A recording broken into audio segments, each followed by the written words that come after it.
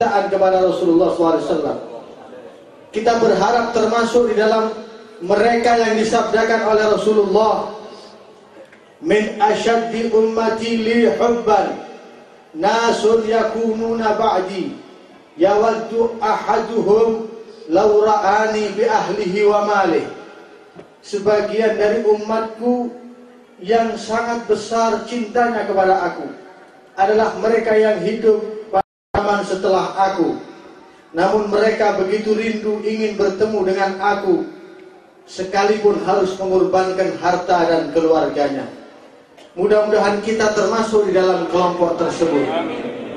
Majelis ini menjadi saksi buat kita. Tetapi tentunya tidak cukup hanya dengan pengakuan, tidak cukup hanya dengan lantunan salawat dan pujian serta sanjungan. Semua itu butuh pembuktian.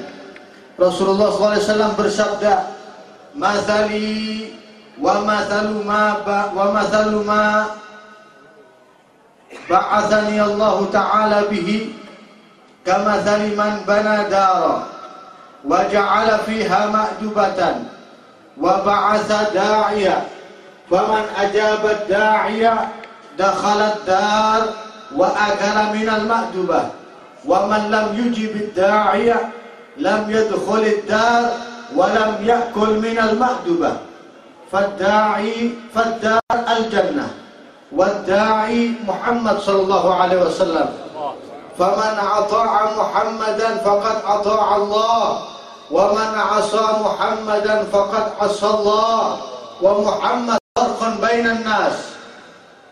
Perumpamaanku dengan ajaran yang aku bawa ibarat orang yang membangun sebuah bangunan istana yang megah dan mempersiapkan hidangan di dalamnya yang nikmat dan lezat.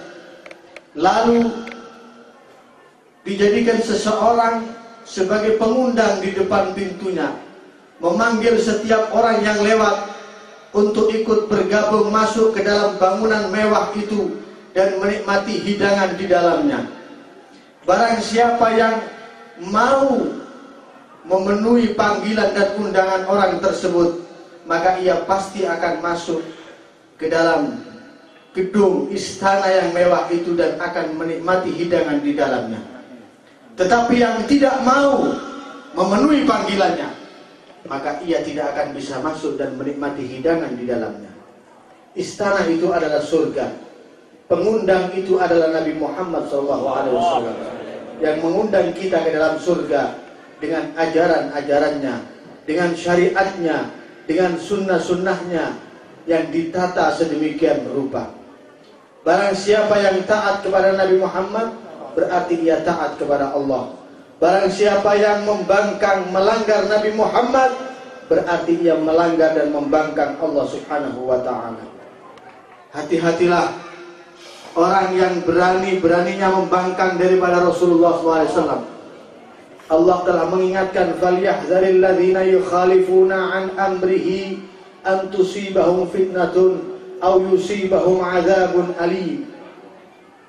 Hati-hati orang yang berani menyimpang dari ajaran Rasulullah, membangkang Rasulullah, melanggar ajaran Rasulullah SAW, maka ia akan terkena fitnah, ujian dari Allah dan azab yang pedih kelak di neraka. Na'udzubillahi min dzalik.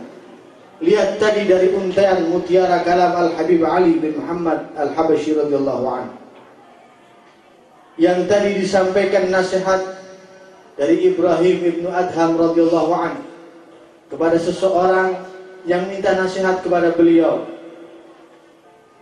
Orang ini berkata, "Saya orang yang suka bermaksiat kepada Allah. Wahai Abu Ishaq, berikan aku nasihat."